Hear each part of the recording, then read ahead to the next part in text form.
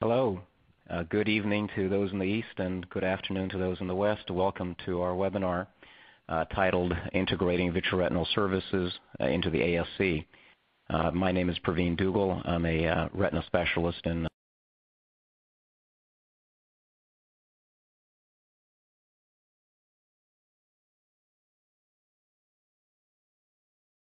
Phoenix, Arizona. We have a terrific panel of experts to talk to you about the pros and cons of integrating vitreoretinal surgery into the ASC. We have a lot of content here, so I'd like to get started without much further ado and introduce our very first speaker. Please note that there will be a question and answers period at the end of all the talks, so please do submit that through the webinar, and I'll try and get to as many questions as possible, but that'll be after all the speakers are done with their talks. So our first speaker is Michael Romanski. Mike has been practicing healthcare law and been a lobbyist since 1997. For nearly 30 years, he's represented the ASC and surgical specialty organizations, currently serving with US as the Washington Counsel and Vice President for Corporate Development. Michael Romanski. Mike? Thanks a lot, and good evening to all of you. Praveen, in prepping for this today, I was reflecting upon how far ophthalmology has come in terms of adopting the ASC as a site of service for eye surgery. I was thinking back to the first time I sat down with US leaders and members. It was 29 years ago, this Academy meeting. And I realized that when I addressed the group, there were fewer ophthalmic ambulatory surgery centers in the country than there are represented on this webinar at this moment. There are now close to 1,000. And I was thinking back to 1982, the year before I had started working with US. Medicare had just initiated a new program to pay ASCs a facility fee. The facility fee for cataract at that time, this is hard to believe, was $336. And even with inflation, it was nowhere near enough to cover facility costs. Now, the doc's professional fee, for those of you who were practicing then, was a generous $2,500. And these fees essentially subsidized the surgery center. The meager facility fee was essentially a loss leader to bring in more professional fees. And how things have changed when you think about it. Today, the cataract professional fee is about $600, and the facility fee for the cataract operation is just under $1,000. The professional fee has in many respects now become the loss leader to bring in more facility fees because the ASC has become the most profitable part of most ophthalmology organizations. And, I think we're talking here tonight about making it more profitable and at the same time delivering high-quality care to the Medicare beneficiary. What US has focused on for the past 3 decades is ensuring that the ASC is able to deliver the highest quality care in a cost-effective manner and generate a fair income to the surgeon owners. And through commitment over the years of a visionary leadership and the allocation of funds for professional lobbying, thank you all very much, the effective grassroots efforts by you, our members, liaison with other organizations with common interests, and the donation of political action committee money to targeted allies on Capitol Hill, we've been fortunate to date to accomplish a number of objectives that are really relevant in our discussion today. We've seen the list of procedures that can be performed in an ASC expanded to include virtually every eye service. Vitreoretinal services were not even on the list for the first 2 decades of this program. We've seen steady growth in facility reimbursement because now we receive annual payment updates and because our rates are linked to those of the hospital. And we've also been successful in blocking efforts by Pete Stark and others to prohibit you from referring your patients to your ASC. And the effect of these efforts has been positive. ASC facility fees, in contrast to your physician fees, have grown at a modest and steady rate. They have never declined, and ASC reimbursement is kind of unique in that sense among all healthcare providers. And remarkably, compared to 30 years ago, 2/3 of all ophthalmic surgical cases are now performed outside of the hospital and in the ambulatory surgical center. And that's why 5,300 ASCs exist in this country, and about a fifth of those perform predominantly eye cases. So I wanted to talk a little bit about trends. Why is it that we're here today? Well, because there are a number of trends that indicate that not only has surgical technique, equipment, and instrumentation developed in such a way as to make the VR procedures more safe and effective in the non-hospital environment, and I'm not going to speak to those, so too has the Medicare payment system itself. You know, there were very, very few ASCs performing VR about 6 years ago. Doctors Dougal and Gonzalez, who are speakers tonight, were among the two of a handful who were doing it. And why were there so few? Well, that's because there wasn't any money for it.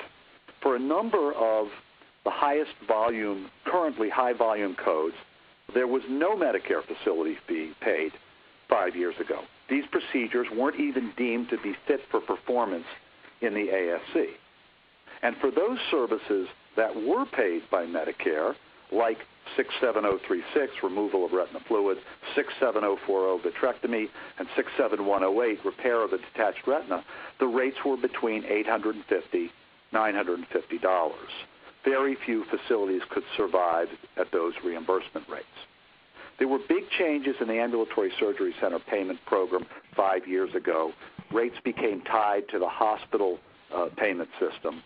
And now these services are paid typically about $1,630, almost between 70 and 100% more than they were 5 years ago.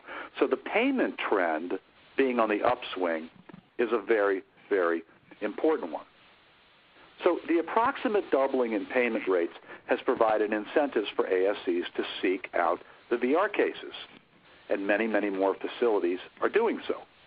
Medicare data reflect that case volume from 2008 to 2011, that's just a 3-year period, increased by about 29% in ASCs, and that ASC's market share vis-a-vis the hospital has increased by 30%, growing at about 10% per year. And these growth rates are accelerating. OOS surveyed its members, and we discovered that at least 60% of our members either now offer VR or plan to add these cases in the near future. That's up from infinitesimal numbers just 5 years ago. So what do we need to think about in determining whether to join an existing ASC, either as a surgeon with medical staff privileges or taking an ownership interest, or consider in developing a new ASC? Well, we've talked a little bit about the payment factors, and let me just say a few words more. Rates have increased substantially over the past several years for the VR services as the new ASC payment system was phased in.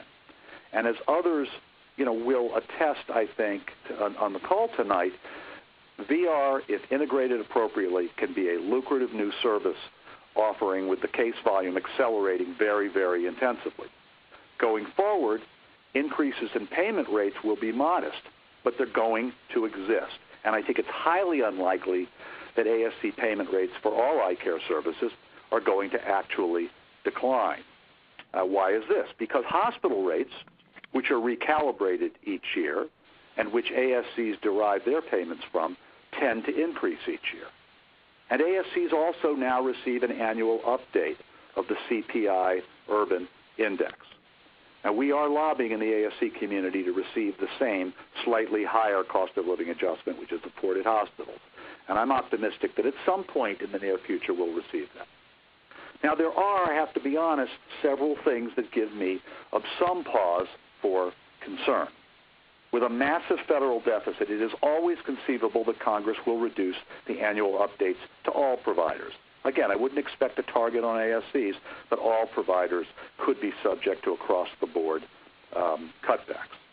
And ironically, Congress's effort to pay for another short-term SGR fix, something that would benefit all of you on this call, could be a robbing Peter to pay Paul type effort. MedPAC, the Medicare Payment Advisory Commission, is right now considering a proposal that would substantially reduce hospital, I'm saying hospital rates for procedures that are commonly performed in the physician's offices, and those would include the YAG, argon, and other low-intensity, low-end services. Well, if the rates are reduced to hospitals, because there's big savings to be obtained there, our rates would also be cut back as well. Nobody's going to permit ASCs to be paid more than hospitals. Now, another important consideration, regulatory consideration in investing in an ASC is this one. I am often asked whether I think that policymakers will act to prohibit doctors from referring patients to their own ASCs. If they were to do this, there would essentially be no more ASCs because about 90% of ambulatory surgical centers are owned by physicians. I believe that we will, at OOS and the ambulatory surgery community, we will continue to prevail in making the case that physician ownership of ASCs saves rather than costs the Medicare program, and that our right to own these centers will be preserved. Let's face it, a big challenge for ASCs the past few years has been compliance with the Medicare conditions for coverage that were revised in 1979 and which have been rigorously enforced against ophthalmic ASCs, at times to absolutely preposterous ends, but that's a subject for another talk. If you're new to the ASC arena and you're considering developing a facility, you'll want to take a close look at these regulations that govern the standards for infection control, quality assurance, patient rights, governance, staffing, life safety, medical records. That's just naming a few. If you're simply integrating VR into an existing ophthalmic ASC, I don't think that compliance with the Medicare conditions for coverage are going to be any more or less extensive than you're used to. Now again, whether you're developing a new center or adding VR to an existing facility, bear in mind that starting 22 days ago, all ambulatory surgery centers are required to report on a half dozen quality measures for each procedure performed. These include patient falls, wrong site, wrong implant, burns, patient burns, and this would apply to laser procedures, patient transfers to hospitals, and timing of the administration of IV prophylactic antibiotics. And yes, you have to report on that one, even though ophthalmic facilities never use IV prophylactic antibiotics. If you don't report, the ASC will be subject to a 2% reduction in subsequent years' annual payment updates. Now, going forward, I'm quite certain that given the high volume of ophthalmic procedures performed in ASCs, about 40% of all services performed in ASCs across the country are ophthalmic. I'm quite certain that there will ultimately be an ophthalmic-specific quality measure. I can assure you that OOS, working with the AAO and the ASCRS, will be integrally involved in ensuring that it's an appropriate quality measure. I think it's fair to say also that VR being relatively low volume, it will not be an quality outcome that relates specifically to VR. So also keep an eye on electronic health reporting. There are currently no incentives for putting EHR in the ASC. Likewise, to date, there are no penalties for not doing so. So these are the major regulatory issues. If you followed OOS, if you're a member of OOS, and I hope you are, and if you're not, that you'll join, you have a sense of what our regulatory agenda is. Clearly, one of the major components is to level the playing field between hospitals and ASCs. They are a big lobby, and we like the benefit of tying ourselves to their coattails. We want to see the rates harmonized with hospital outpatient departments. We want to receive the same annual update factor as hospitals. We are looking for changes that make sense in the new quality reporting program.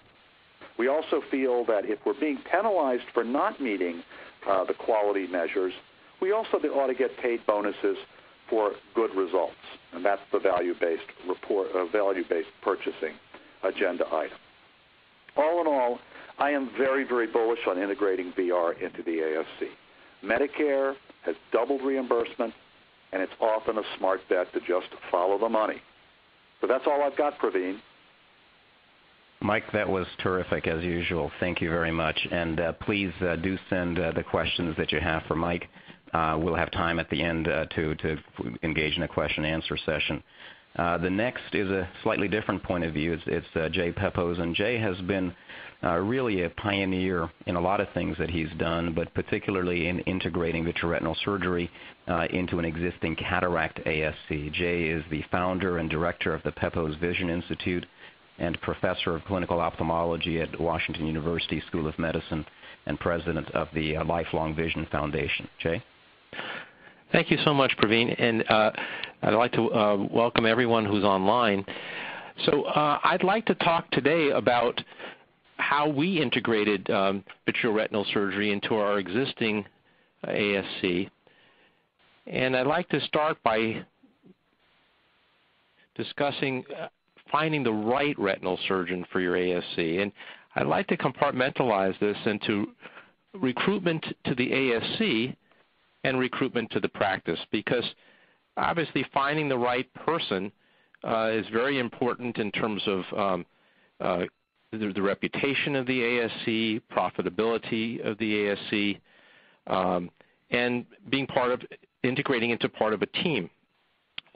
And of course, the staff at the ASC is not used to performing vitreoretinal surgery, and so there are some challenges to this, and it can be easily met in a stepwise fashion. So first, recruitment to the ASC. You want to find a competent surgeon, very important. Obviously, you want to have someone who is going to elevate the reputation of the ASC, not going to have patients coming back for repeat surgeries. And you want to find an efficient surgeon, which doesn't necessarily equate to the fastest surgeon. So you want to have someone who's meticulous, methodical, efficient. You don't want to have someone who has been asked by 3 hospitals not to come back because the cases are taking 4 or 5 hours. So I think that it's important to do due diligence in finding out who that person may be, what characteristics in the OR does that person have.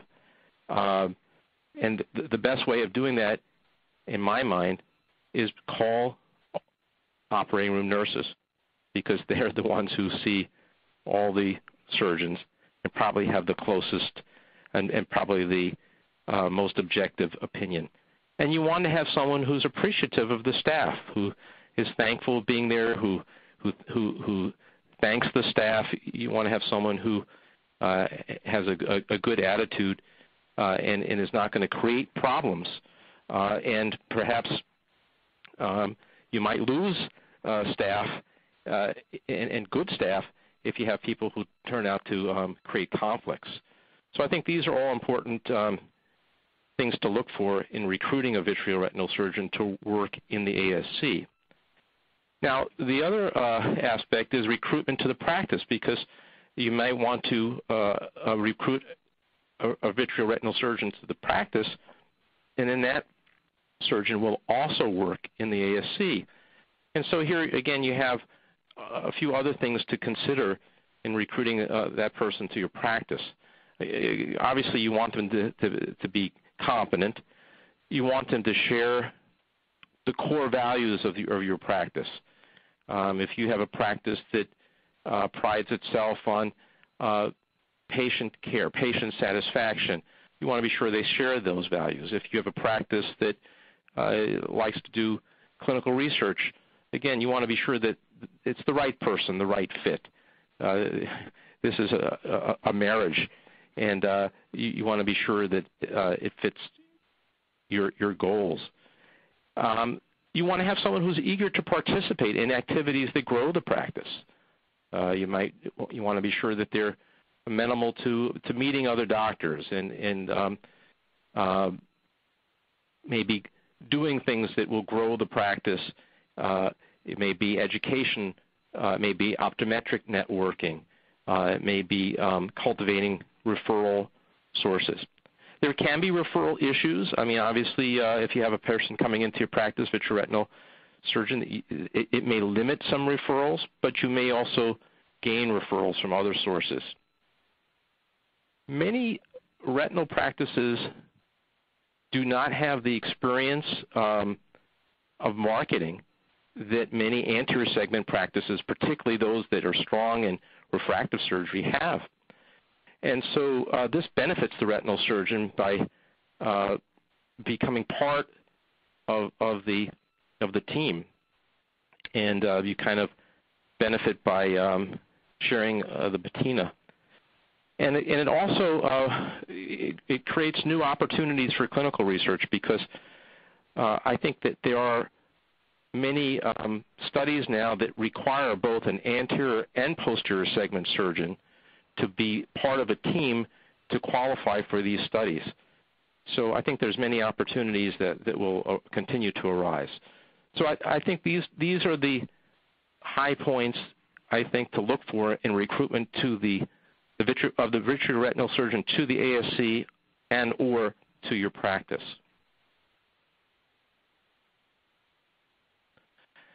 Now, the case mix is also very critical. For example, ideal cases are cases that can be done in an efficient way. Puckers, holes, peels, relatively controlled diabetics with retinopathy. Less cost-effective cases are cases that may require general anesthesia.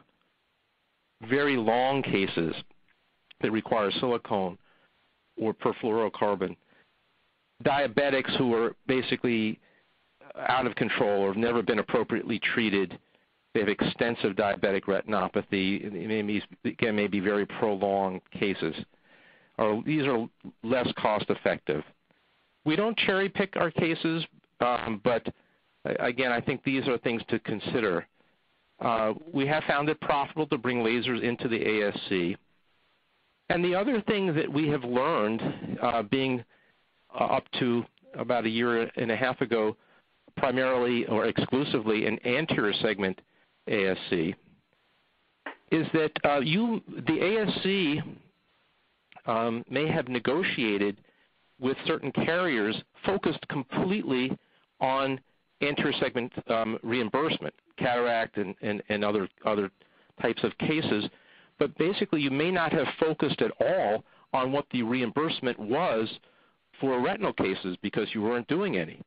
And so it's very important to review these contracts, because your administrator may have focused exclusively on the reimbursement for the cataract and other anterior segment cases and basically agreed to low reimbursements for vitreoretinal cases, figuring there'd be no impact, but now there is. And so it's important to review those. In certain circumstances, you may find that the reimbursement could be even lower than Medicare, and these can be renegotiated.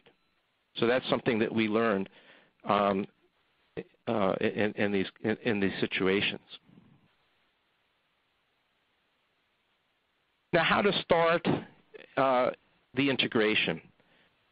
We found that the best way was building block time, meaning we started with a half-a-day block time, which followed the anterior segment surgery. The anterior segment surgery is usually very predictable. These are rapid turnover cases, and usually the end time is pretty certain. And so we found it was most effective to follow the anterior segment, so like the afternoon. And we run the cases out of one room. Remember, these cases have far fewer room turnovers than an anterior segment case. The transition of the staff was very critical. And I think that this is what makes or breaks it during this early transition. You want to have a training period with the team from the vitreoretinal manufacturer to train the staff as to the use of the equipment. But beyond that, we actually paid to have an outside proctor come in and train the staff, spent several days training the staff, getting into the flow, doing mock cases. This was really very important in making everyone feel comfortable. And then the first few days of the surgery, we paid to have the proctor come in, and we asked for the vitreoretinal manufacturer's representative to come in and be present for the first few days of surgery. And that really facilitated the transition. And you want to be sure that the staff pays extra attention to things that they're not used to. Drawing up gas, handling buckles, all these things really make a big difference. And you want them to gain confidence. And so these first few days are critical in their gaining confidence. And, it's very important. Now, what are some of the advantages for the staff? Well, they do gain this new competency. They feel a sense of growth. There's a variety now to their day. It's not just, cataract after cataract after cataract. So they do feel that there's a variety. And, we've heard that they feel like it's a cool surgery. The view is different. It's cool. What they view as the instruments, the toys are cool. So we found that it really did perk things up, and the staff really, I think, is very appreciative. And, of course, the patients are very appreciative as well. It's a different type of patient than the average cataract patient. So we found that there were many advantages for the staff as well. There is a value of a premium combination vitreoretinal device. We have a device that does both anterior and posterior segment, and we found that this was very cost effective. It was better in terms of the footprint in the room. It was a much smaller footprint than having two devices, two instruments. The staff was already familiar with the basic use of the device, and so this was more of this was a smaller step for them to take, and they felt more comfortable more quickly because they were used to the basic device itself, how to cycle through, but there still were things that they were not familiar with, and they had to become more acquainted with. They weren't familiar with, having to use nitrogen and things of that nature. So, but there was a true value to us in the combination vitreoretinal machine, because in the morning we would be using it for cataract, in the afternoon we were using it for vitreoretinal surgery. And there's a tremendous value to adding retina for the patient's perspective in terms of patient satisfaction. In our particular setting, the ASC is adjacent to the practice, so it's one-stop shopping. But even in the ASC, these patients, many of them had cataract surgery, and so they're used to going to the ASC. They know where it is. They get the feeling that it's a one-stop shop. If you add vitreoretinal services to your practice, you're probably adding diagnostics that you didn't have before, perhaps fluorescein angiography or other things that might not have been available. It certainly adds to better patient education. Now you have a vitreoretinal expert who can educate your patients regarding their conditions, whether it be diabetes or macular degeneration and so forth. So this adds again to the reputation of the practice. The surgery may again be at the same place, so even in terms of location, that's important. The patient's familiar with how to get there. They may recognize staff from both, and actually, it is possible, that staff may be working in both facilities at different times. So these things make the facility more friendly to the patient. It differentiates the practice and the ASC's full service, and you want to provide a premium experience. And it does make for lots of cross-referral. I know in my practice, we're always referring patients to retina, and retina is referring patients back. So, and then patients then identify with both doctors. So I think it's a win-win for all parties involved. Thank you, Jay. That was excellent from a cataract perspective. Next, Victor Gonzalez, my friend Victor Gonzalez, who is the founder of Valley Retina Institute and founder and managing partner of McAllen Surgical Specialty Center, who will give us the retina perspective. And I remind the audience again, please do submit your questions. We'll try and, there are a lot of questions coming in. Please go ahead and have them come in, but we'll try and get to them at the very end. Victor, go ahead. Thank you, Praveen. I'm going to give you a little different perspective. We started our first surgical center back in 2001, so we were early to transition, and actually our surgical center was primarily a retina-based surgical center. So it was unique in that, as Mike already alluded to, the reimbursement at that time was not very favorable. There were a couple of other underlying reasons why we needed to do that. That there were a lot of cash patients that were available to us. We're close to the border, so we had the ability to market to those patients and get a decent mix to make ourselves survive. As it was already discussed, there's been an important change in the number of vitreoretinal cases that are being performed at the surgical center, and amongst the reasons, the most important one probably is the fact that the reimbursements and the number of procedures that are covered have significantly improved, making these type of surgical centers much more viable. For example, back in 2001, a basic vitreoretinal procedure was, we were getting reimbursed $630 for a procedure. So, of course, we were very selective in terms of which cases we performed there. And anything that required heavy liquids, siliconol, etc., would result in a loss. So those cases were still being referred to the hospital.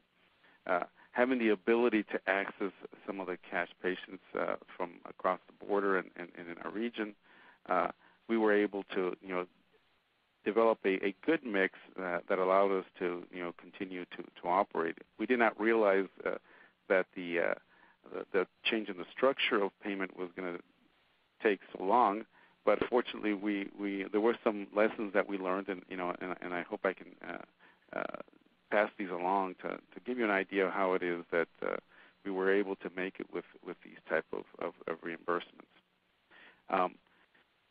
Mike's already discussed the fact that there's been a significant increase in the number of cases, so I'll just go through these slides to save some time. But basically, the most important change, as I already alluded to, was the fact that our standard procedure increased from about $630 back in as close as 2007 to over $1,500 now. So there's been a very significant increase in the reimbursement that we receive for the same procedures we were doing back before these changes occurred. So what we did back then was we developed very, very selective ways of bringing the procedures into the surgical center. We were primarily a retina group of 6. All of us were doing the procedures there, and what we did very early on is that we amongst the group decided how the cases were going to be divided. There were some of us who were very efficient and had very good outcomes in macular holes and epiretinal membranes, and then there's some of us who actually like the heavy-duty tractional cases and the what tend to be longer, complicated cases. For this reason, what happens within the group is that the surgeons that are more efficient and have the good outcomes with the complicated cases get those referred to them. They're allowed, obviously, to do any macular holes or macular puckers, but within the group, it was very easy for us to decide to do that. Now, early on, we did not run into any complications with our referring anterior segment docs because along the mix of surgeons that we had, initially we did not have any cataract surgeons. But I can tell you that as time went along, it just made a lot of sense, and our own referring anterior segment docs that did not have a surgical center, met with us, and we were able to have a very good relationship and growth by allowing them to come into the surgical center. So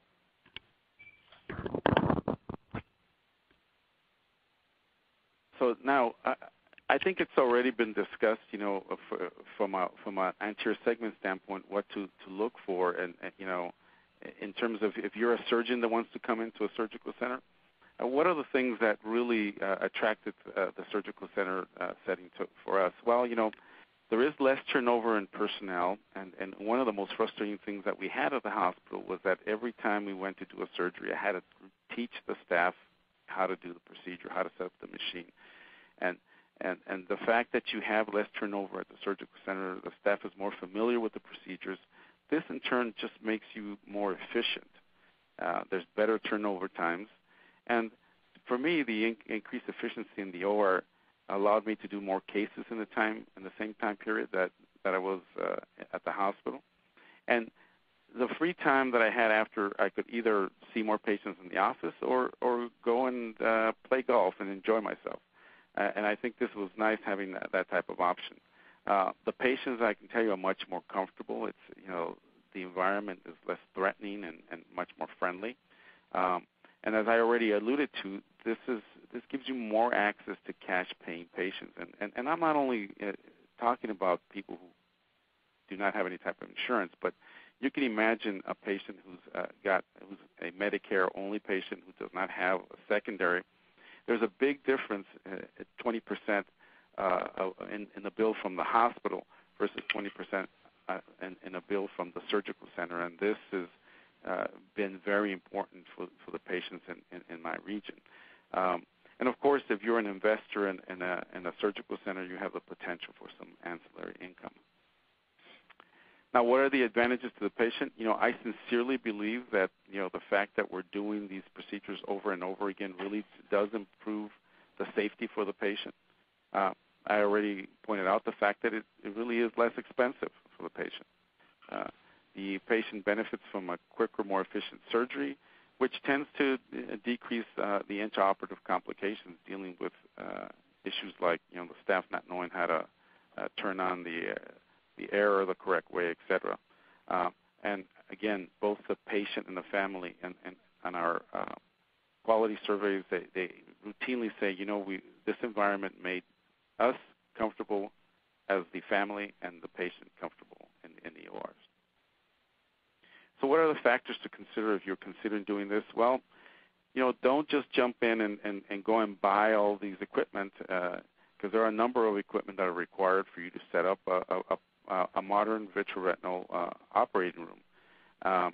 You have to remember that you have potentially a new vitrectomy unit if you don't have a combined one. There's some cryo units. You need a laser. There's some handheld instruments, and there are different options with those. Both disposable and reusable. The retina cases do take longer than the cataracts. There's a higher cost per procedure, although there is a higher reimbursement per procedure if you have a right mix of cases. And of course, you're going to need to train your staff. Now, what did we do to try and make ourselves survive? Well, we're from Texas. I'm from Texas, and we had the Dell mentality, and that is, we did not want to have a lot of supplies sitting on the shelf. We were very good about making sure that we had a good inventory control. We had someone who's excellent at ordering and really calculated to a T what we were going to utilize. And I can tell you that we had very little money sitting on the shelves. You will need to invest somewhere around $250,000 to $300,000, depending on $300,000, depending on what type of equipment, whether or not you have it. If you're starting off from scratch, this will be a definite investment. And some places already have cryo units and microscopes and so forth. But if you're starting from scratch, you will need to do that. Also, when you try and consider buying this equipment, make sure you talk to the doctors and try and see if you can get them to a consensus as to which supplies and which equipment they will be comfortable working with. I think communication with them early on would be something that I would recommend for you to help you decrease your costs. Now, again, before you whether you're starting from scratch or whether you're adding a new procedure to your surgical center, the bottom line is, after looking at all the different factors, will you be making more money than it's costing you to do the procedure? And I think every case is different, so you need to sit down with your staff, your accountant, your administrator, and make sure that you understand what you're getting yourself into before jumping head first. Because I think it's important for you to understand those numbers and make sure that you can make those numbers work. And they will be important also because that will allow you to negotiate with the different companies. Because as I tell the companies, if I can't make it on what you're trying to ask, what I'm going to make and what you're selling these instruments to me for, then it's better for me not to do it. And I think that's important. And the due diligence is, I can't overemphasize it. Now, there are certain things you can control. For example, and things that you cannot. You need to make sure you look at what the staff requirements are in your state. They vary. If you have the opportunity to select a piece of equipment that has multiple uses, as Dr. Peppos already alluded to, little things like if you have an anterior segment cataract machine and a posterior segment vitreoretinal machine, those are two separate capital investments. But that's the short term. The long term is that along with that comes a yearly maintenance fee. Instead of paying one, now you're paying two. Little things like that can definitely help you. You need less staff because to be trained. So that also helps decrease costs. If you can standardize the supplies, some of these equipment, you're able to use the same cassette both for anterior and posterior, and that again decreases the number of packs that you have sitting on your shelves.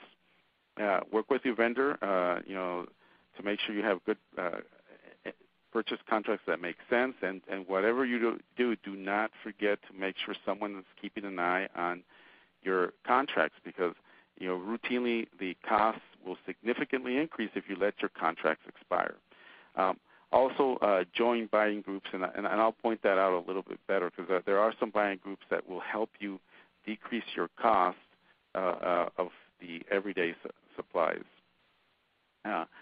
For case in point, we were able to convince our group of both vitreoretinal and cataract surgeons to use one machine. This requires not having two separate instruments. It saves us, as I already pointed out, on the service contract. We do not require any special trained nursing staff, for example, to be able to put together and break down the machine, and this helps us significantly decrease our costs.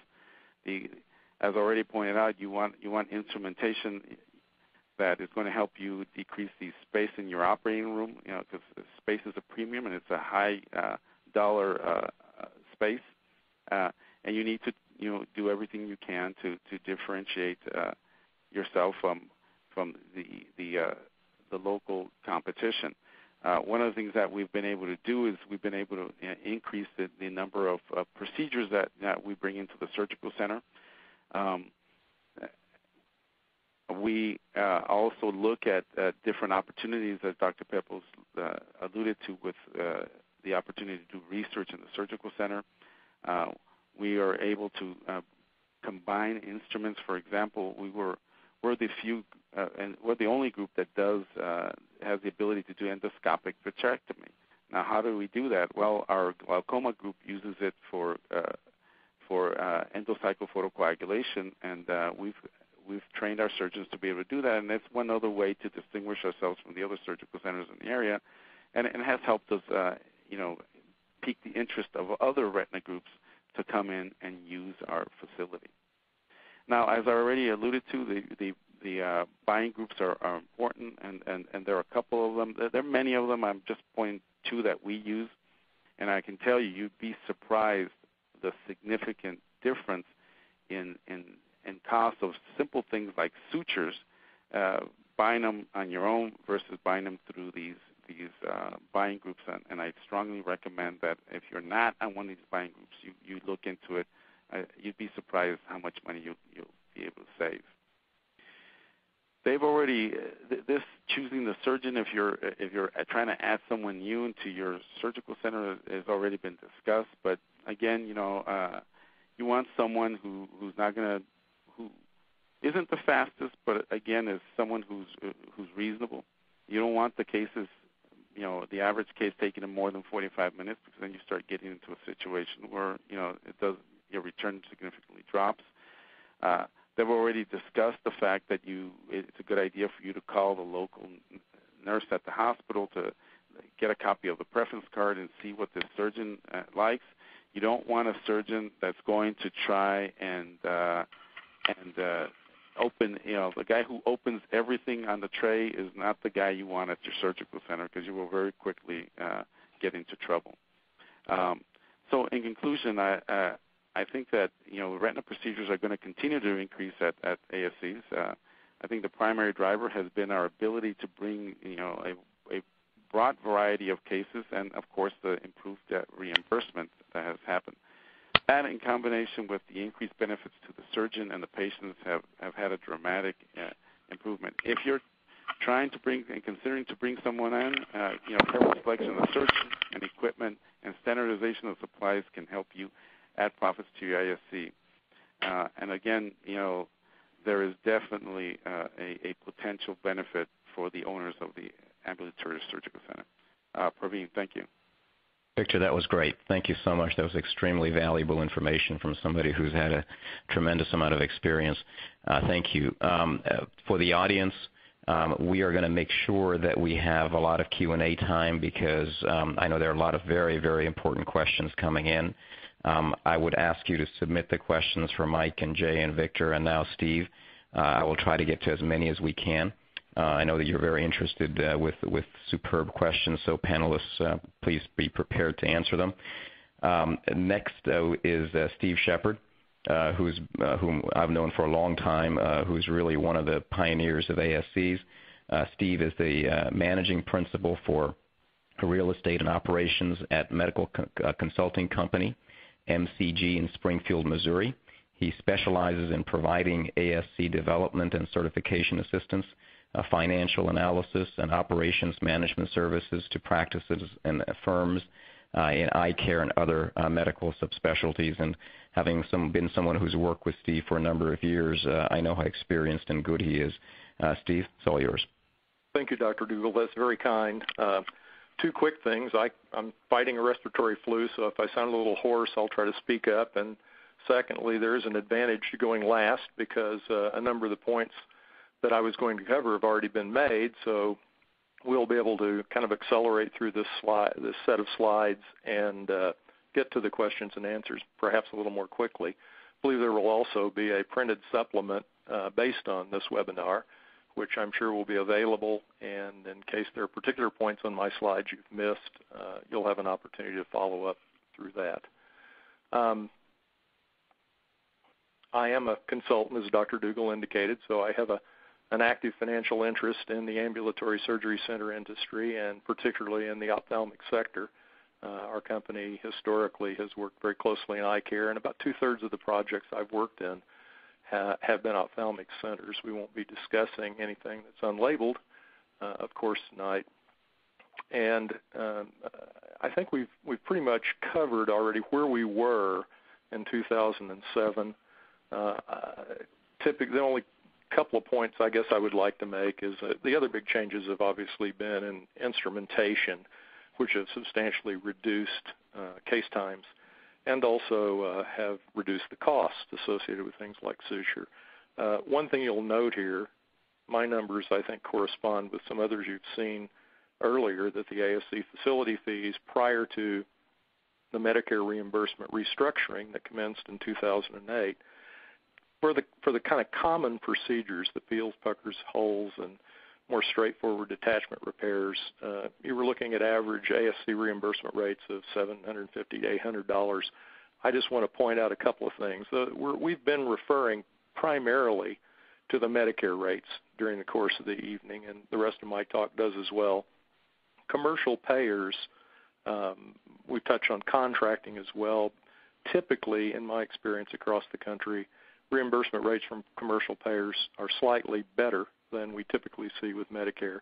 And also it gives you an opportunity to carve out, if you can, in the negotiations, some of the higher cost supplies, the silicone oil, perfluoron, and et cetera. Secondly, why are there different payment rates? You'll see some of mine differ from some of the previous speakers. If you haven't worked in a surgery center previously, Medicare adjusts the rates geographically, and so your rates may be slightly different than the national averages. My slides refer to the national averages, and effectively what Medicare is trying to do is adjust for wage differences from physical location to physical location. There are about 4 factors I view as being critical for success integrating vitreoretinal surgery into a surgery center. And most of these we've touched on a little bit. The remainder of my slides discuss them in somewhat more detail. As we've noted, the Medicare transition was completed in 2011. The 2012 national average Medicare rate for the common codes is about $1,655. Dr. Gonzalez noted earlier his rate's substantially lower. He's in South Texas. Obviously, if you're in New York City or San Francisco, you can anticipate, or Honolulu, you can anticipate the rates to be slightly higher. These codes that I've outlined here include the most common procedures that are typically done in ASCs. All of the vitrectomy codes, pars plana with peels, puckers, and holes, retinal detachment repairs with laser and more difficult cases. In my experience, ASC-friendly retina surgeons can typically bring about 80% of their cases to the ASC environment. The very sick eyes still often get referred to the hospital. Most ambulatory surgery centers try to restrict their patient population to patients with an ASA classification of 3 or less. Occasionally they will do a 4 if the anesthesia provider and the surgeon agree that it's safe for the patient, but those are relatively infrequent. As Mike noted, I think we don't anticipate substantial fluctuations going forward, absent some untoward event.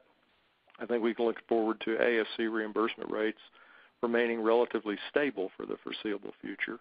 I noted that in our experience, on average, commercial payers pay slightly better than Medicare. Across the country, we've seen an average of about 120%, but I would warn you, in your area, it may diverge fairly significantly from that number. I've seen them as low as about 115% in kind of the Rust Belt area of the states, and I'm in Wyoming tonight, and out here in the Wild Wild West, they're substantially better than the Medicare averages.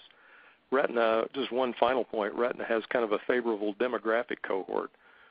Typically younger patients, probably 40 to 50% of the patients are Medicare primary, 50 to 60% have commercial coverage, and while those reimbursement rates tend to be a little better, in particular it makes your anesthesia providers happy, simply because they get paid better from the commercial payers, and they don't get paid much for Medicare cataracts, and so that can be a benefit you might not anticipate. Very quickly, if my slide will load here, we'll run through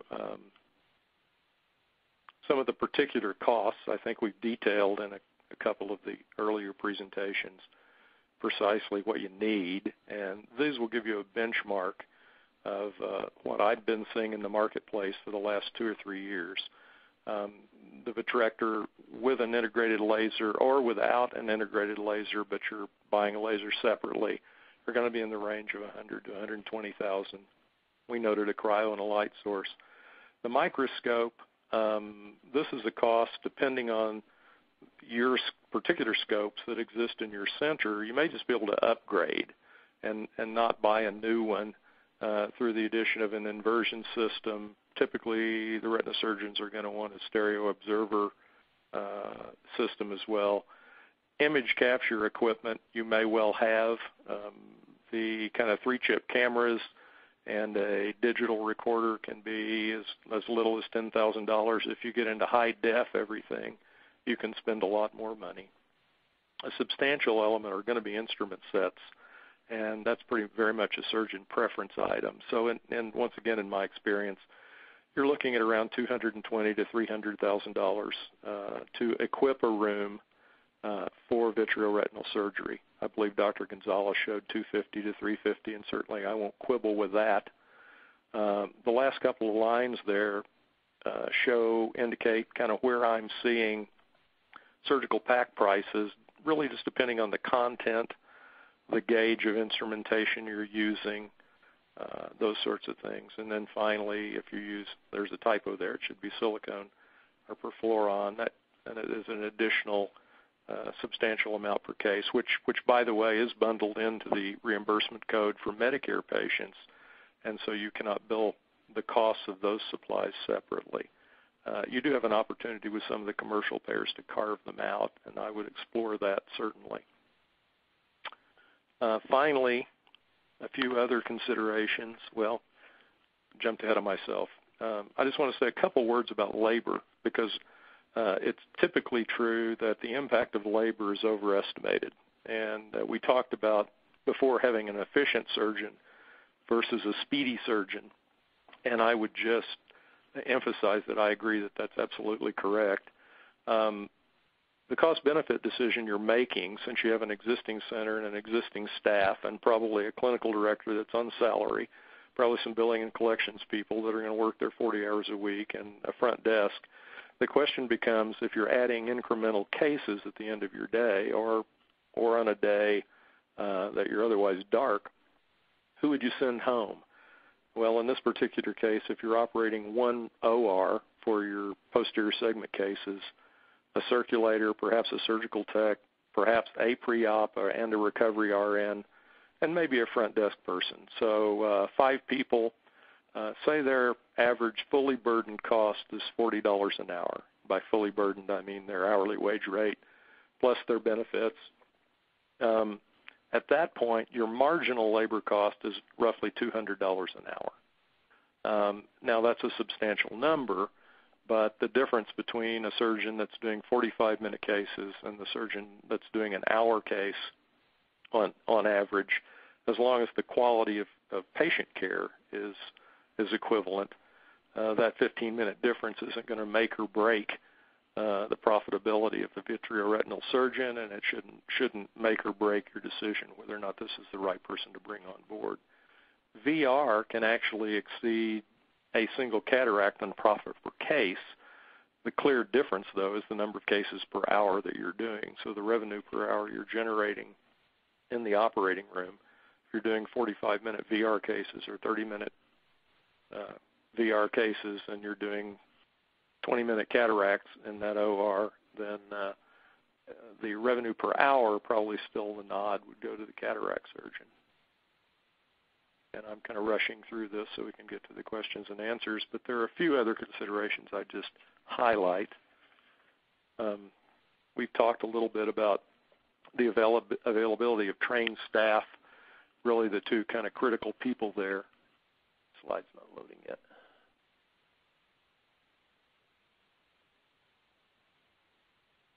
Well, hopefully it loads here shortly. The circulator and the surgical tech, obviously it's going to impact the pre-op and recovery nurses, but the people in the trenches with the surgeon are the surgical tech and the circulator.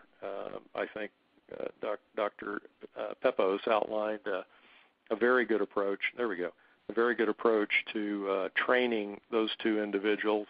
Obviously, you know, an optimal solution would be to hire somebody or have somebody already on your staff that has some VR experience in a former life. Finally, other things you need to think about is your physical plant set up for general anesthesia? Do you have a medical gases delivery system? Are you going to have to acquire an anesthesia machine and appropriate monitoring equipment, both for the OR and probably the recovery room? Then finally, even if you're not planning on doing general anesthesia, but you bring an anesthesia machine in-house and the medications for it, and you're going to have to set up a malignant hyperthermia cart, train everybody on that. It's not a huge expense, but you can expect to spend $6,000 to $8,000. And then finally, surgeon-dependent factors. I think the other speakers have addressed those. I would just point out that the attitude and adaptability to the ASC environment is significant. One last consideration is your physical plant. With the slower case times, longer recovery periods, if you're doing even a relatively small number of general anesthesia cases, do you have enough recovery bays and in order to handle the patient flow and throughput? It's also, if you're considering building something, you probably want to look at actually building an enclosed patient bay for recovery, just to deal with any potential issues of postoperative nausea in the patients that either had general or an LMA. And so apologize for kind of dashing through this, but I think we all want to get to the questions and answers. And so with that, I'll turn it back to you, Dr. Dougal. Steve, great. That was terrific as usual. Thank you very much. Let's jump right into the Q&A, and I want to address Mike Romanski first. Mike, and I'd like you to take some time in answering this, because this is one of the most important and misunderstood questions, and this hasn't been addressed in any of the talks. Let's talk about ASC ownership. There are a lot of regulatory implications here, Mike. So take us through this from a ASC ownership for dummies point of view. Tell us what the third rule is. Tell us what safe harbor is. Tell us who's allowed to own an ASC, who's not. Can my mom be an owner? Does my partner have to be an owner? Do I have to be a surgeon? What does that mean? Can you explain all of that to us, Mike? You mean do all of that in 3 minutes? Well, we'll give you 5. I'll tell you what, I'm going to do my best, and then you might want to remind me of a couple of the sub-questions when I'm done. Absolutely. First of all, I think that to a great extent, the ASC is a very, very, very safe investment from the standpoint of safe harbors and the anti-kickback law.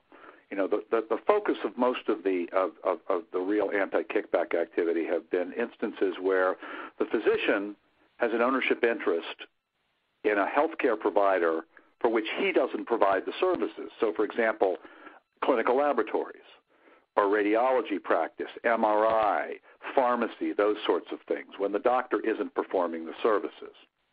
We've been able, for the last, it's been now about 22, 23 years since Pete Stark first came up with this bright idea.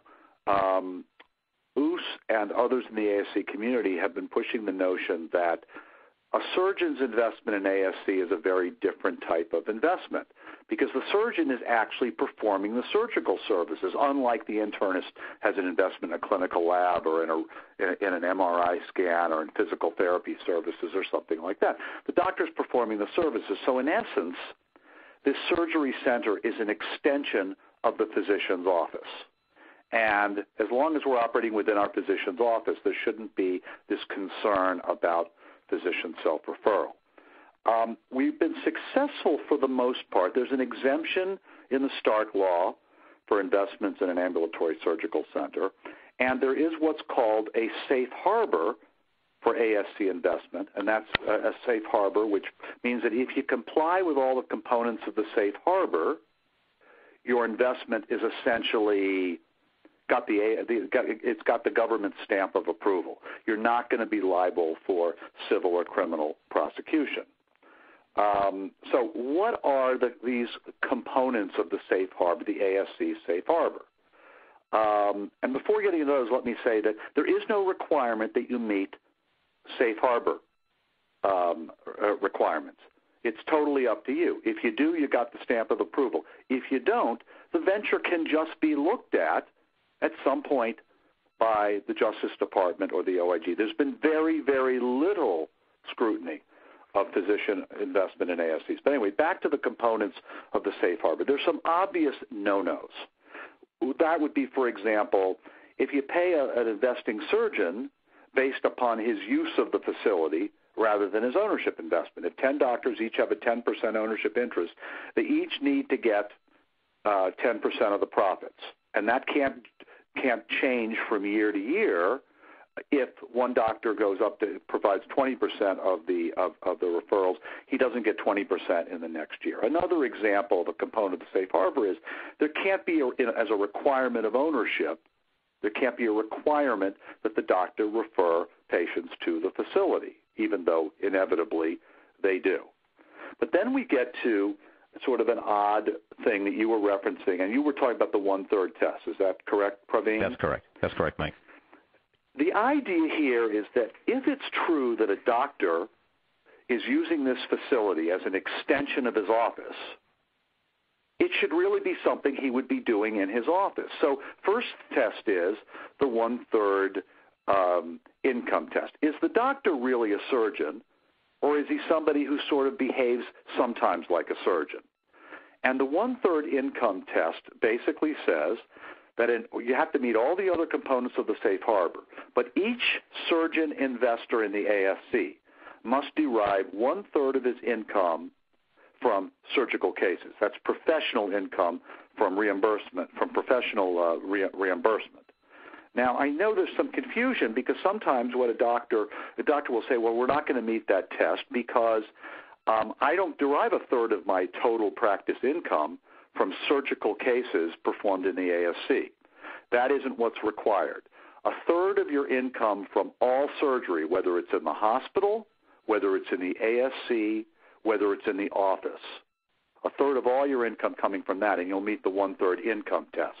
And I think that probably most people who are on this call are going to pass that test.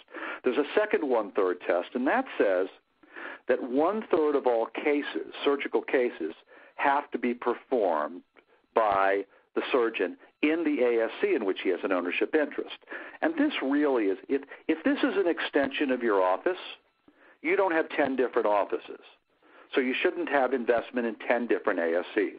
So the idea here is that the surgeon do a substantial amount of his work in that particular ASC in which he has an ownership interest. And that, again, is a sign that he's serious about this being an extension of his office. Again, I come back, Praveen, to the point that safe harbor is not a requirement. Probably 80% of the ASCs out there do not meet the safe harbors, but they are not suspect ventures. But you want to come as close as you can to those tests. Mike, thank you. Let me not let you off the hook yet. One more question. There's a big influence of hospitals, of course, in ASC ownerships. And with the new healthcare system, the winners are obviously going to be hospitals. How does hospital ownership of the ASC affect the surgeon's ability to buy into that hospital-owned ASC? Well, first of all, I want to take issue with your suggestion that hospitals are going to have a significant ownership play in ASCs. You know, we know that it's about 20% of ASCs overall. The 5,300 ASCs, about 1,000 of them have some hospital ownership, or the hospital has a management contract to manage the ASC. However, if you look at ophthalmology, if you look at a survey that OOS recently conducted, we find that hospitals have an ownership interest in less than about 7 or 8% of ophthalmic ASCs. And I don't see hospitals having a very dominant ownership position going forward. First of all, eye doctors are very independent, entrepreneurial. They've escaped the hospital environment and aren't looking to the hospitals generally as a joint venture partner. And ophthalmic ASCs, and this is very, very significant, ophthalmic facilities typically serve a particular practice, unlike multi-specialty centers that might have many disciplines and have 20 to 50 investors. So when the hospital acquires the ASC, it's presumably acquiring the referral streams of many, many surgeons. That isn't the case when the hospital buys the typical ophthalmic ASC. I know that one of the things that you're getting at is something we've talked about a lot, which is this new phenomenon of the hospital acquiring an ASC and then converting the ASC to the hospital, to a hospital outpatient department, meaning that it receives substantially higher payment for the same services it would have provided the day before in the so-called ASC. First of all, Congress and CMS are looking at this practice, which really is, I think, suspect. And secondly, of all of the 150 or so such conversions, only one has involved an ophthalmic-oriented ambulatory surgical center. I know the other thing that concerns us is that clearly accountable care organizations, which may or may not be a wave of the future, in Obamacare they would, contemplate hospitals insurers being the centers of these new organizations. And I do think it will be a challenge for ASCs to break into those, but we do have a product in which whoever is paying for the service will get more for the money. So we just have to figure a way to break in there. Anyway, Great. That's how I would answer in short form. Thank you, Mike. That was terrific. Let me ask the rest of the panel a question that's asked of me, and I'm sure all of you all the time. Let me start with Steve and then go to Jay and then Victor. The question is, what is the minimum number of cases, vitreoretinal cases, that are necessary to break even in a surgery center? Steve, how do you answer that question? Well, my academic training is in economics, so I start out with a bunch of assumptions. But specifically, the answer can vary widely depending on what it's going to cost to equip the ASC to do retina. But here's kind of an algorithm that somebody could follow, and I think that would give them at least a first blush estimate of what the timeline would be and the cost should be. Let's go back to the assumptions that I made and Dr. Gonzalez made in our presentations, and pick a number and say, we're going to require $250,000 worth of vitrector, microscope, hand instruments, other things that we need to get us in the business of doing vitreoretinal cases. And then if, I think the questioner asked about 3 years, so we want to recover those costs in 3 years, basically. That essentially we're going to have a marginal contribution to our operating income, pre-tax, of about $80,000 a year to do that. Say the average vitreoretina case we're going to do in an ASC is going to have a reimbursement rate of about $1,600. That's somewhat conservative because that's the Medicare rate essentially, and it doesn't give any effect to commercial payers. Let's further stipulate that our disposables cost is going to be about $500 for our pack and supplies for our average case, and it's going to take an hour, so our marginal labor cost is $200. So we've got several pieces now. On the equipment side, we know we're going to have to recover about $80,000 a year to recoup our $250,000 investment in 3 years. On the revenue side, we're going to get paid about $1,600 a case, minus $500 for disposables and $200 for labor. So the incremental revenue from adding a retina case is about $900. Most of our other costs in the facility within a relevant range of case numbers are fixed. You're not going to pay more rent, utilities aren't going up, your property taxes, et cetera. None of those costs are going to change. So we're just really looking at surgical supplies and labor. With that, as an algorithm, you need to do about 100 cases a year to generate, that would generate $90,000 in incremental revenue, which is going to recover your costs over a 3-year period and give you a little bit of a margin, both in terms of we tried to be conservative in the estimate of the reimbursement rates, and also there's a $10,000 gap in there in case some of our assumptions vary.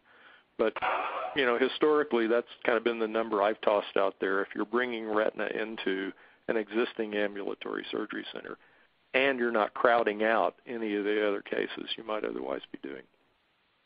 Thanks, Steve. Jay, you've added retina to your surgery center recently. How did you figure how many cases needed to be done to make it break even or profitable? Well, I followed pretty much the same guidance, as Steve just mentioned, the reimbursement around $1,700 a case. We have our cost per cases on average is going to be somewhere between $550 to $600, for the average case. For a vitrectomy, obviously it's going to be more if you start to add silicone or perfluorocarbons. But we're able to, because we're both a mixed anterior and posterior segment, we did have some cost savings. Again, the vitreoretinal, we already had 2 phaco units, so that helped in terms of just upgrading a unit or getting a vitreoretinal unit, and the cost of the vitreoretinal units really varied tremendously. So that's something we looked at very carefully. And also, we already had staffing, and we had some staff that were working per diem. We had some staff that were working full time. So we were in that ballpark range again, pretty close to what Steve had said. Probably, I don't know, on a conservative, estimate, I would say probably closer to around maybe 400 cases to truly really start to become really profitable. Thank you, Victor. Anything to add to that? No, I think that I agree with that. I mean, our break even definitely decreased when we moved from primary retina focus to combined, and that number sounds very reasonable. So Victor, let me ask you a few retina questions now. Having started working at ASCs in 1994, one of the things that really grated on me was that a lot of people would assume then, I think it's less so now, thankfully, that to operate in an ASC we had to sort of operate cheaply, that we had to somehow do the cheapest thing possible to make things work.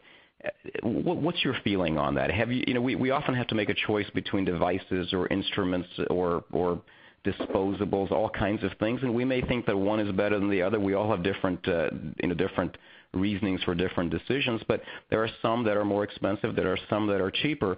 Do you think that it's a fair thing to say that if you're going to operate an ASC, you're going to somehow have to operate as cheaply as possible? The answer would be no. I mean, I think as Steve has already pointed out, the cost of the equipment is pretty similar in terms of your capital costs for your vitrectomy units and your microscopes and so forth. So I think that that really isn't the big factor for the cost. Once you decide what equipment you like, I think most of the vitrectomy units out there are exceptional. The important thing really is long term. The thing that's going to erode your potential profits is what type of supplies you have. The case that I gave you. I don't think you need to open every single toy that we can have available to us in order to be able to do a good procedure. And I think that's probably more important. And that's why when you're evaluating retina surgeons, you want to look at that. Is this individual going to be able to perform a quality service with the basic instrumentation that everybody else uses? If he's the type of individual that opens every single pack, whether or not he uses it, I think that's where a lot of the issues come with cost. So to answer your question, no. I think we don't have to do it cheaply. We have to do it wisely and efficiently. I think that's a really important point, Victor, and thanks for pointing that out. The point is we all have choices. All the equipment now is absolutely exceptional. We've come so far from the time that, Victor, you and I used to train. We used to cut at 400 cuts a minute, and we thought that was fast. But I think at the end of the day, you look at all the equipment as a return on investment. You want to provide the best that you can, and you can do both in an ASC. You can really do the best surgery that I think you can get anywhere. I'd much rather have my eye operate in an ASC than in a hospital, and still be profitable. It's a win-win situation. So the message, I think, is choose what it is that you want to choose and be efficient as possible. And I know that we had done some studies in terms of the overhead and so forth. I think another way to state perhaps what Steve said earlier on in terms of the overhead is not so much who you would send home in terms of labor costs, because at the end of the day, that's the largest part of my overhead.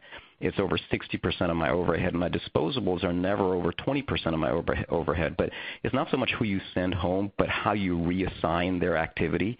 For instance, if you have something whereby a nurse doesn't have to be standing there next to an equipment pressing it up or down in terms of power, but you can control it with your foot pedal, that's a reassignment that's very profitable and job appropriate. So I think when we consider decisions on equipment, on disposables, so on and so forth, I think the return on investment is something that we really look at to make us efficient surgeons. But thank you, Victor. That's an excellent point. Let me also ask you one other question, and I'd like to get after you answer this, I'd like to get Jay's opinion on this as well. What do you do about really difficult retina cases that come in? And we don't choose what we get, but suppose we get a case that has a PVR, a silicone oil, PFO is required. Do we now have to take that kind of a patient to a hospital that has seen a case maybe only once in 2 months, the most difficult patient to the place that's least experienced? Do we cherry pick our retina cases for ASCs? How does that work for you, Victor? And I'll ask you this, and then Jay, you're next to answer that question. Go ahead, Victor. The answer is no, Praveen. I mean, I think, as I pointed out earlier, I mean, within our group, we have different skill sets, and we have some surgeons who love those cases, are very efficient, and get very good outcomes. And I think what we do within our group is we have consciously made a decision that, when we have those type of cases, there are certain surgeons in the group that really enjoy them and want them.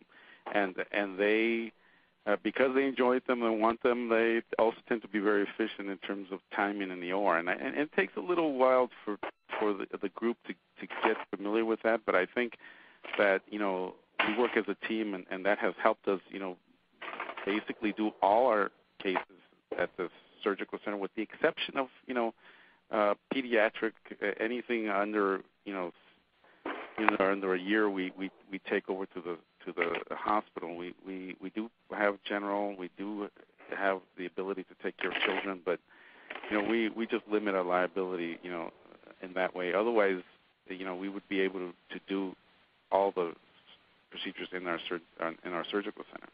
Excellent. So you're not cherry picking your adult cases, Victor. I just want to make that clear. Is that correct? We are not. No. Correct. Thank you, Jay. How would you answer that in terms of the type of cases there in your surgery center? Well, I agree. We don't really cherry pick the cases. I think the only thing that we have done is our center was doing all cases, anterior segment cases under topical, with a few cases that were blocked, but the vast majority were under topical. So we did make a decision that we were going to not do general cases that require general anesthesia, which are really few and far between. We were still bringing to the hospital, and all other cases we were doing here. Thank you. Steve, Jay brought up the point of anesthesia. Let me get to you because you've seen hundreds of these things. How does a surgery center make that? Let's look at this algorithmically. The first decision point becomes, do you only do local, or do you do general and local? So the first question is, how do you make that decision point in an ASC for retina? That's the first question. The second question is, how do you make the decision point between who's doing the anesthesia? Is it the surgeon doing the blocks? Is it the anesthesiologist doing the blocks? Do we have a CRNA? How are the anesthesia choices made, Steve? Well, kind of the first decision of whether or not you're going to do general anesthesia really relates to, is your ambulatory surgery center, is the physical plant set up to handle general anesthesia? Do you have piped gases? Or do you want to bring gases into the OR in tanks? You can do that. It just complicates the process to a certain degree. And so the other point I would make is that there's a little bit of a countervailing impact on the anesthesia providers. Typically, if you're doing commercial patients as opposed to Medicare or Medicaid patients, their reimbursement rates are better for those patients, and they're better still for either general or LMA. So it may be an encouragement to the anesthesia provider, but you also look at what else is required to do that. Do I currently have an anesthesia machine? Is it there just as a backup, or is it something we're already actively using? If we're in a cataract center, quite honestly, a number of the cataract centers I've worked in over the last several years haven't acquired an anesthesia machine if all they're doing is topical and maybe some conscious sedation for the cataract patients. So cost is an issue. As to who is performing or whom is performing the block, that varies widely. Typically, I think I see more retina surgeons doing their own retrobulbar blocks than I used to see cataract surgeons doing peribulbar blocks back in the day when peribulbar was used extensively for anterior segment surgeries. In those days, it seemed as if either anesthesia providers or CRNAs, and probably more in particular, a lot of CRNAs had been trained to do peribulbar blocks and did those relatively routinely in ambulatory surgery centers. But in the retina centers, for the most part, certainly early on, unless you already have an experienced anesthesia provider that is familiar with and has done a lot of peribulbar blocks, that those are, in my view, still done by the surgeon. Thank you, Victor. Let me get to you. One of the issues that has come up in terms of ASCs and retina surgery is emergencies. How do you handle emergencies that come in vis-a-vis? You told me you don't cherry pick. You do all your adult cases there. What do you do about emergencies? Well, what we do is, we're not open beyond 4 o'clock in the afternoon. Okay, so if it's a retinal detachment, I think the literature is such now that if you have a macular detachment, you can wait till the next day and do that procedure. I think the literature will also support the fact that if you have a macular detachment, that as long as you properly consent the patient and give the patient the options of going to the hospital or waiting till the next morning, we can wait and do that as well. So that's usually the way we handle those type of situations. I mean, of course, if it's an infection and you have an intraocular foreign body that you need to get to sooner, we take them to the hospital. Yeah, I agree with you. I think when you and I were in training, we wouldn't think twice about doing a MAC-on detachment at 2 o'clock in the morning, and now we realize how unnecessary that is, and perhaps even how disadvantaged we put the patient and the staff in trying to do that. And you wonder what is really an emergency. When endophthalmitis comes in, now in most cases we inject in the office. If there's a macular detachment, I completely agree with you. I think there's substantial literature that supports the fact that you can do that comfortably the next day in a proper setting. So I think that issue of emergencies having to be done at that time, it takes less and less of an important role. And Steve, let me ask you, as you look through this, because opening late is a time and a half in terms of paying for at least my largest overhead. Can you ever make money opening late and staying late, or working in the weekends? Well, there are a couple of issues, Doctor. Yes, you can. I mean, simply because I think if you look at the margin you can make on typical retina cases, if my labor costs went from $200 an hour to $300 an hour, the case would still be profitable. There are other considerations, though. If your staff has started at 6 a.m. With anterior segment cases in the morning, and now somebody wants to bring in a case at 6 p.m., you may have some quality of care issues as well as some staff morale issues. Working on the weekends is not necessarily anything you need to pay time and a half for if you've staffed with some key people that have your surgical tech and your circulating nurse that are competent to do the things that they're doing, particularly for posterior segment cases, but they're not exceeding 40 hours a week. They're taking time off other times during the week. I don't know. You'd almost have to double staff if you were going to try to work every Saturday, but you'd have to have enough people that, were willing to have their weekend be Sunday and Monday that you could staff and OR in a limited number of cases on Saturday. One of the things to watch out for, however, is some states have state regulations that impact the allowable hours of operation of ambulatory surgery centers. In some cases, it may be as simple as refiling with the State Department of Health that we're changing our hours of operation to include Tuesday evening from 5 to 8 or Saturday from 7 to noon. And there are a few administrative details you'd want to look at as well as the economics. Thank you. Have you seen that model work, Steve, where ASCs are open that late or on the weekends with stepwise staffing like that? In relatively rare cases, generally those are larger centers, and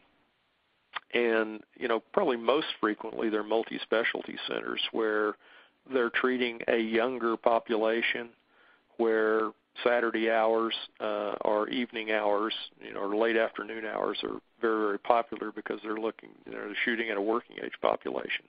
So in my experience, it's been relatively rare. Also, it's usually been more of a seasonal kind of effect than something where you'd plan on being open 50 Saturdays a year. Oftentimes, the last quarter of the year, the fall of the year, tends to be a busy time for ambulatory surgery centers. And so with the cooperation of the nursing staff and in the states where they can do that, they may schedule a few Saturdays or they may schedule a few long days where they overlap staff just to handle the anticipated increased case volume. Thank you, Steve. Victor, let me get back to you. I'm intrigued by your buying organization, which I think is a great idea. We have obviously a lot of costs and needs and so forth with stains, PFOs, and everything else. Do you put everything that you buy through the buying center, Victor? The answer is I try and do that, yes. But I'll tell you, sometimes, that's why you can't just do it blindly. For the most part, the buying centers. Of course, we don't use that word. We say in a masked manner. Yeah. What we do is we do intermittently check because don't always believe that you're always going to get the best price. Say for example, if you have a good relationship with a company, chances are you may be able to negotiate a little better price than the buying group.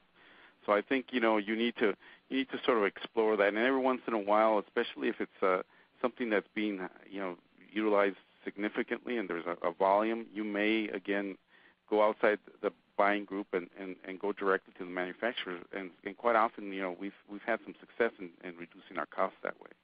Yeah, and I think that's a terrific idea. And wouldn't you say that, when you and I started, everything was done in a hospital, but wouldn't you say that the companies that we have now, the vitreoretinal companies, the Bausch & Lombs, the Alcons, even the companies that are coming in now, like the Grease Harbors and so forth. I'm sorry, I'm blanking out, the Dorks and so forth, are paying a lot more attention to what's efficient in an ASC, and that really wasn't even a consideration before. I know B&L has a machine that has both anterior and posterior segments, in their device. I think those major companies now have a major recognition in realizing the efficiencies that are required for an ASC. And do you find that that's becoming more and more apparent to you, that there's more of a nod towards their design towards the ASC? No, I absolutely, Praveen. I mean, personally, I use the Bausch & Lomb Stellaris PC, and it was a conscious decision for us to use that one. And the reason is that when we were interested in bringing in the anterior segment docs, we wanted to make sure that, again, we brought in an instrument that would provide us with everything we needed.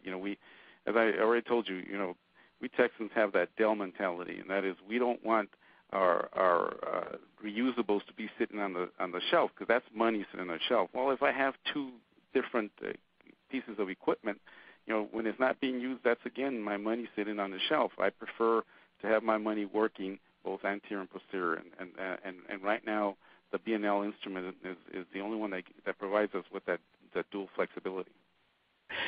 Mike, let me not let you get away too long here, and let me ask you something. So everybody's charged now to have an ASC and so forth, but there's a huge barrier that comes in front of some of us, and it's known as the CON, or Certificate of Need. So what is the CON, Mike, and how do you overcome it, and who has to deal with it? Well, if you've seen one state CON law, you've seen one state CON law is what I always tell clients. It's a regulatory program. Well, there are a couple of regulatory things that a starting ASC has to think about. One is getting Medicare certified so that you're eligible for Medicare payments. Second is state licensure. If the state has a licensure law and requires that you meet a separate set of requirements other than the federal ones, you've got to meet those. And the third one is what you mentioned, the Certificate of Need laws that about maybe 20 states still have. And these are rules that essentially say that a new healthcare facility cannot be established unless there is a documented need for such facilities in the community. Who decides if there's a need? Generally, a CON agency that's comprised, or a CON board that's comprised of hospital officials and bureaucrats who have tended to side with the hospital industry. So in some respects, the CON laws become sort of a franchise protection thing for the hospital industry. That said, most CON laws have exceptions for physicians' offices, and many times you can drive an ambulatory surgical center through this physician office exception if, for example, the only people using your facility are doctors who are in the medical practice that owns the center. As I said, it's hard to generalize about CON laws. They truly vary from state to state. These laws can change frequently. And if we're talking about CON as one of these troublesome things, we also ought to mention that you need to be mindful of other regulatory requirements that could come out of nowhere. It might be a state prohibition on doctors referring to facilities, or requirements, for example, that facilities pay a provider tax. So those are the other sorts of things you want to be mindful of as you're contemplating the venture. Great. And Mike, nowadays we are injecting a lot, or we still do some lasers. And I often get asked this question. Perhaps you can answer this for me and the audience. If there's an ASC next to my office, why wouldn't I take my injections to the ASC to be injected there at a higher reimbursement? That's the first question. Well, the second question is, why would I not do the same for my lasers? Well, I think first of all, it's the same. I'm going to answer. Both get the same answer. There is no reason not to bring your procedures over to the ASC, except for convenience sake.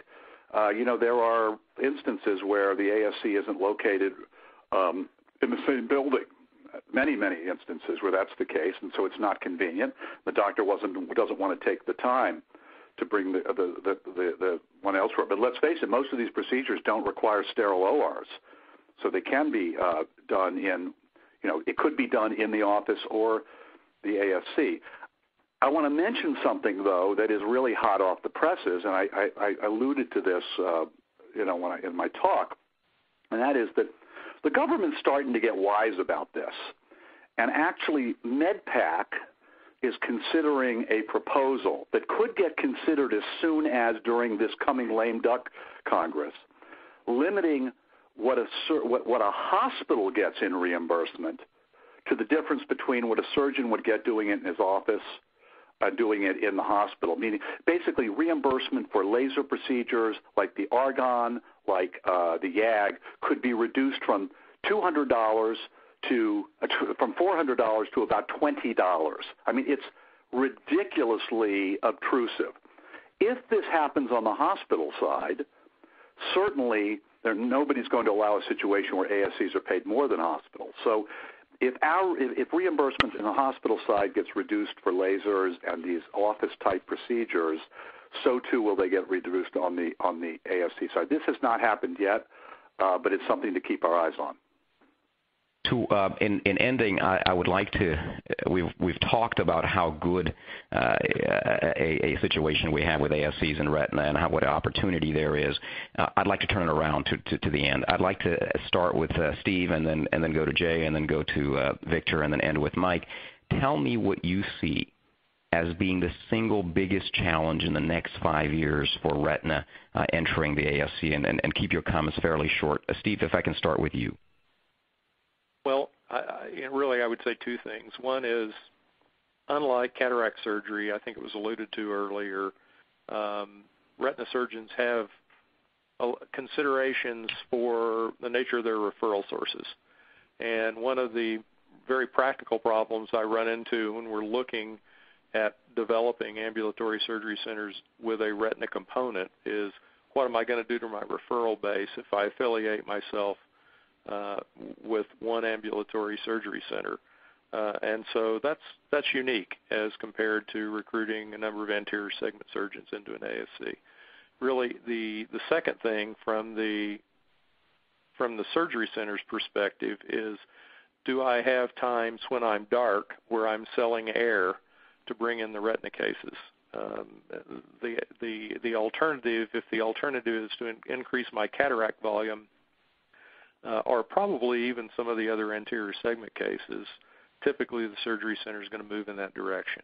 So finding available OR time that's convenient with the retina surgeon's schedule is kind of the second thing I would allude to. Thank you, Steve. Jay, what do you think is the most important challenge for VR in ASCs? I agree with what Steve said. I think that most ASCs are looking to increase their utilization. I think that by adding retina, you'll do so. I think that you have an excellent trained staff. It offers so many advantages to the patient. But I think that Steve brought out the challenges from the retina surgeon's perspective in terms of concerns of referral. I know our retina surgeon is delighted that, there are many times where she can add on a case. It may be at the end of a day where otherwise she wouldn't have gone to a hospital, and it's just so much better for the patient and for all parties involved. Victor, how about that, the concern with referrals? I hear that all the time. If you have a busy cataract surgeon and the retina surgeon operates in that ASC, the busy cataract surgeon's ASC, that somehow they may cut off the referrals. How would one handle that? I know you're in a different situation, but what kind of advice would you give to a surgeon who's got those concerns? Well, I think that is very important, and one of the most important things that I would recommend would be for them to go and talk to the referring doctors before they actually do this, because sometimes it's very different when you approach them before you do it and just say, hey, look, this is what I'm thinking of doing, what are you, and sort of get some feedback so you can understand what you're getting yourself into. Quite often when you do that, it's better than the doctor hearing about it at the hospital cafeteria and then getting upset about that. But also, one of the things that has helped us is, try and do something that can differentiate you from the rest of the group that no one else is doing. For example, as I pointed out earlier, we're using the Endo-Optics endoscope, and we're one of the few that can provide that type of endoscopic vitrectomy. If you can do something like that, where everybody thinks that that's a worthwhile, valuable procedure, sometimes you can overcome issues like that. Mike, this is the last question. I'll end with you.